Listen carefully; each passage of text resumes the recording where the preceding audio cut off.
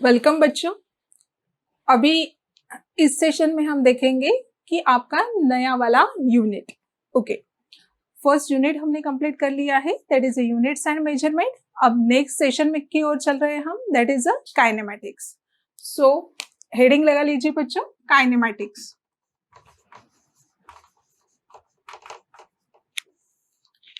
Kinematics में आप लोग आज पढ़ने वाले हो, पहले तो बात हम बता देते कि what is the meaning of kinematics.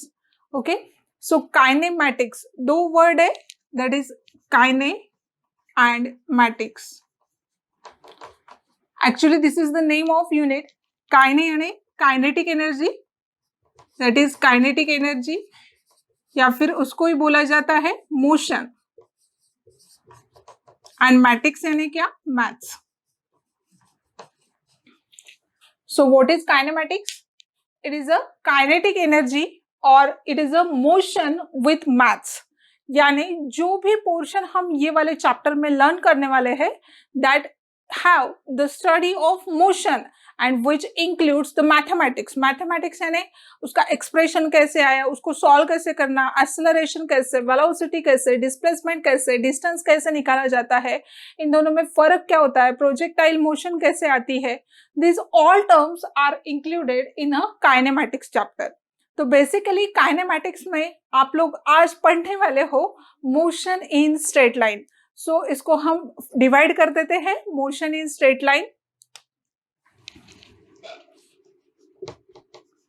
Motion in one dimension. अब ये मोशन के टाइप्स है, one dimension, two dimension, three dimension. One dimension को ही बोला जाता है motion in straight line, motion in straight line, या रेक्टिलिनियर मोशन। फिजिक्स में ऐसा भी वर्ड आता है, रेक्टिलिनियर मोशन। सो बच्चों, आज हम ये जो पार्ट पढ़ने वाले हैं, that is motion in one dimension, motion in straight line, rectilinear motion, these all three terms are same. These all three terms are same terms. अब आगे देखते हैं, देखिए कि आप लोगों को पढ़ना है मोशन इन वन डायमेंशन। तो मोशन इन वन डायमेंशन यानी क्या होता है?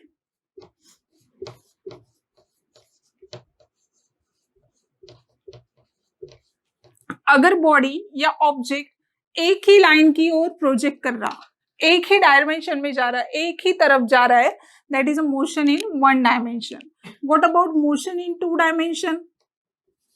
Motion in two dimension यानी क्या?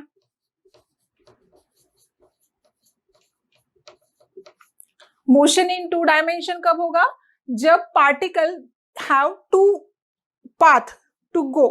यानी कैसे कि अगर मैं ये स्पीयर निकालूं तो यहाँ पर अगर पार्टिकल है तो पार्टिकल इधर भी जा सकता, पार्टिकल इधर भी जा सकता। यानी यहाँ पर ए अगर पार्टिकल प्रेजेंट है, then it have two parts, whether it can be move towards left side और it can be move towards right side. Also we can say that अगर मैं यहाँ पर खड़ी हूँ, मैंने बॉल ऐसे फेंक दिया, बॉल ऐसे अगर हम डालेंगे तो क्या होगा, ये कैसे पाथ फॉलो करता है? सेमी सर्कुलर पाथ फॉलो करेगा। कैसे पाथ फॉलो करता है? That is semi circular path, यानी इधर से इधर जाएगा बॉल एंड उधर से इधर आएगा बॉल, यानी ball have two path, that is a two dimension motion. Clear बच्चों? And next that is a motion in three dimension, motion in three dimension. Actually आप लोगों के सिलेबस में motion in one dimension and motion in two dimension है, three dimension motion that is in chemistry. और ये motion in three dimension कैसी होती है? That is in XYZ plane. XYZ plane में अगर मोशन है पार्टिकल की, that is a three dimensional motion. और गैस पार्टिकल्स रहते हैं, गैस मॉलिक्यूल्स रहते हैं, वो कौन से भी तरफ रैंडमली मूव होते रहेंगे, then we can say that it is in three dimension motion. अब आप लोग वन डायमेंशन और टू डायमेंशन का ये वाले चैप्टर में आप लोग स्टडी करने वाले हैं। तो सबसे पहले ये जो मोशन होते हैं, इस मोशन के कुछ वेरिएबल्स होते हैं। तो सबसे पहली पार्ट हम मूव हो रहे मोशन इन वन डायमेंशन की तरफ, that is a rectilinear motion की तरफ, लेकिन उसके लिए कुछ वेरिएबल्स है। तो कौन से वाले वेरिएबल्स है? Okay, so variables of motion, variables में पहला वेरिएबल आता है that is a distance, second आता है डिस्प्लेसमेंट, थर्ड आता है स्पीड, फोर्थ आता है वेलोसिटी, फिफ्थ आता है एक्सेलरेशन एंड लास्ट आता है जर्क। एक्चुअली जर्क आपके सिलेबस में नहीं है, आप लोगों के सिलेबस में एक्सेलरेशन तक ही है। तो आप लोगों को ये सारे पैरामीटर्स, ये सारे वेरिएबल्स का स्टडी इस मोशन में करना है। तो let us discuss about the distance and displacement. So what is the difference between the distance and displacement, अभी हम देखेंगे। डिस्टेंस एंड दूसरी तरफ ले लेते हैं डिस्प्लेसमेंट। आप लोगों ने 9-10 तक दोनों क्वांटिटीज का स्टडी किया हुआ है, याद करिए बच्चों, what is distance and what is displacement. So basically क्या फर्क होता है, दोनों एक ही होता है क्या? डिस्टेंस और डिस्प्लेसमेंट यानी एक ही टर्म है क्या? तो नहीं, डिस्टेंस और डिस्प्लेसमेंट एक ही टर्म नहीं है। डिस्टेंस कैसी क्वांटिटी है? That is a scalar quantity, and displacement कैसी क्वांटिटी है? That is a vector quantity. अब स्केलर और वेक्टर में आपको फर्क समझता होगा। What is a scalar quantity? That is specified only by its magnitude. Scalar quantities are those quantities which can be specified only by its magnitude, whereas vector quantities are those quantity it requires magnitude and direction both. Okay, so क्या कहना है मेरा? distance and displacement, इसमें फर्क क्या है देखिए। Suppose मैं एग्जांपल के थ्रू आपको समझाती हूँ। एक ए पॉइंट है, एक बी पॉइंट है, ठीक है। आपको यहां से यहां तक जाना हो, आप ऐसे जा सकते हो, दिस इज पार्ट, एक पाथ हो गया। आप लोग ऐसे सीधा भी जा सकते हो, आप लोग ऐसा टेढ़ा ताड़ा भी जा सकते हो, कैसे भी जा सकते हो आप। ए और बी में आप दो पॉइंट के बीच में आप यहां से निकले हो और यहां तक के आपको पहुंचना है। तो ये हो गया सेकेंड एंड ये हो गया third. So which one is the distance? This path 1 is the distance, path 2 is the distance and path 3 all are the distance. लेकिन इसमें सबसे छोटा यानी ए पॉइंट से बी पॉइंट तक जाने के लिए सबसे शॉर्टेस्ट पाथ जो होता है that is nothing but the displacement. All the displacement are the distance. All the displacement क्या होती है? डिस्टेंस होता है। मैं क्या बोल रही हूं देखो, the shortest path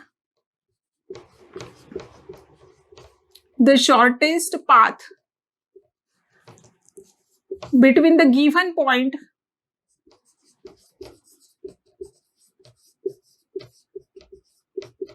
is called displacement.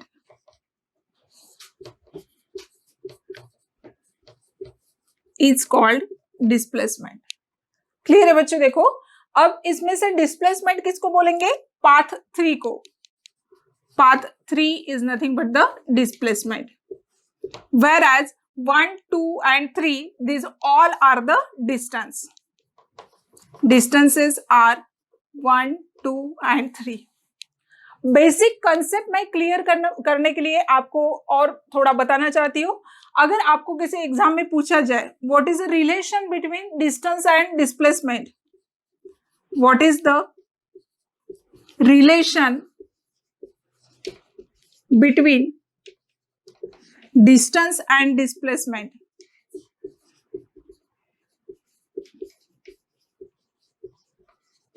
So options में अगर ऐसे दिया रहेगा आपको डिस्टेंस है और एक साइड में अगर डिस्प्लेसमेंट है, तो आपके ऑप्शन में देखिए कैसे गिवन रहता, distance is greater than displacement, distance is equals to displacement, distance is greater than और equals to displacement, and last distance is less than displacement. तो कौन सा ऑप्शन सही रहेगा? देखिए 1, 2, 3 यानी all the displacement is also distance, and जो भी पाथ रहेगा that is nothing but the distances. तो distance is greater than displacement, ये जो डिस्टेंस है डिस्प्लेसमेंट से ग्रेटर है। Is it clear? मैं क्या बोल रही हूँ, the shortest path between the given point is nothing but the displacement. ये जो 3 वाला पाथ है between the A and B point is nothing but the displacement, but ये पॉइंट, ये वाला path displacement is greater then distance, distance उससे greater है, यस। सो ये फॉलो होता है। डिस्टेंस इक्वल्स टू डिस्प्लेसमेंट, अगर दोनों सेम है यानी दोनों सेम वे से जा रहे हो तो distance is equals to displacement. And last, distance is greater than और equals to displacement, so this is the right option. ये इक्वल भी हो सकता है और ग्रेटर भी हो सकता है। And distance can never be less than displacement, displacement से डिस्टेंस कभी भी छोटा नहीं रह सकता। Distance is always greater than और equals to displacement. This is all about the distance and displacement. यानी कंसेप्ट क्या होता है, what is a distance and what is a displacement. So what is a displacement? It is the shortest path between the 2 points, 2 point के बीच में जो shortest path रहेगा that is nothing but the displacement, whereas actual path covered by the particle that is nothing but the distance. Okay बच्चों, इसको note कर लीजिए, आगे चलते हैं। सो डिस्टेंस और डिस्प्लेसमेंट पे अगर आपको कंसेप्ट समझ में आया होगा तो एक एग्जांपल के थ्रू और क्लियर कर देते हैं हम। Suppose the body is moved from point A to B. Okay, so what is the ratio? What is the ratio of distance to displacement in the diagram? अब आप लोगों को क्या निकालने के लिए बोला है इसमें? रेशियो। रेशियो काय का? Distance upon displacement. ये DISP is the short form of displacement. Okay, so what is the distance? Distance कितना कवर हो गया? A से B तक। ये आपको क्या दिख रहा है? सर्कुलर पाथ है, हाफ सर्कुलर यानी सेमी सर्कुलर। ये क्या है? Circumference of the semi circle. So what is the formula? 2 pi r, लेकिन हाफ है दैट्स वाई पाई r। और डिस्प्लेसमेंट कितना हो गया कवर? ये r गिवन है आपको, सो ये r और ये r that is a 2r। So r के साथ कैंसिल हो गया। So what is the ratio? It is equals to pi by 2। This is the ratio of distance to displacement. Clear है बच्चों? बहुत आसान से सवाल रहते हैं, लेकिन आपको डिस्टेंस इसमें कौन सा है और डिस्प्लेसमेंट कौन सा है ये समझना चाहिए। ये अगर आइडिया आपको क्लियर है then you can solve out any of the given questions. Clear है बच्चों? और एक आधा एग्जांपल देखते हैं। ये तो हो गई डिस्टेंस और डिस्प्लेसमेंट की बात। अगर आपको किसी क्वेश्चन में खाली डिस्प्लेसमेंट ही पूछा जाए तो डिस्प्लेसमेंट के एग्जाम्पल कैसे सॉल्व करते हैं ये अभी हम देखते हैं। So let us move towards the next part. अभी आप लोगों को हमने डिस्टेंस और डिस्प्लेसमेंट में क्या फर्क है ये समझाया, लेकिन कभी कभी एग्जाम्पल में आपको ऐसे गिवन रहता कि find out the displacement of the particle. अगर ये एक क्वेश्चन है, सपोज ये मैंने ऐसे निकाला क्वेश्चन, और क्वेश्चन गिवन रहता आपको कि particle follows 1/4 of the circle. The particle follows the path which is 1/4 of the circle.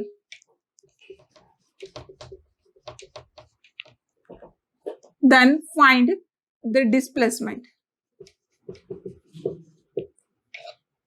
अब यहां पर आपको गिवन रहेगा ये r और 1/4, यानी ये क्या हो गया इसका 1/4 पोर्शन, ये क्या हो गया इसका 1/4 पोर्शन, क्वार्टर पोर्शन, और इसने यहां से यहां तक A to B 1/4 पोर्शन इतना कवर किया हुआ है।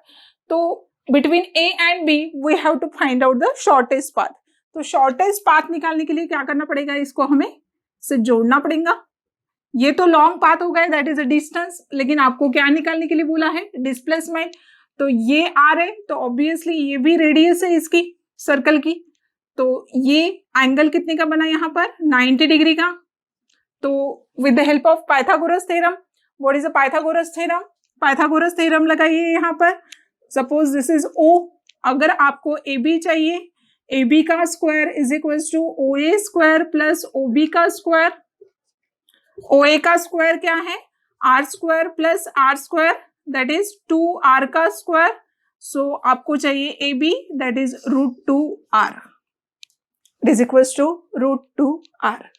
So what is the displacement? Displacement is AB and we have find it with the help of Pythagoras theorem. Clear है बच्चों?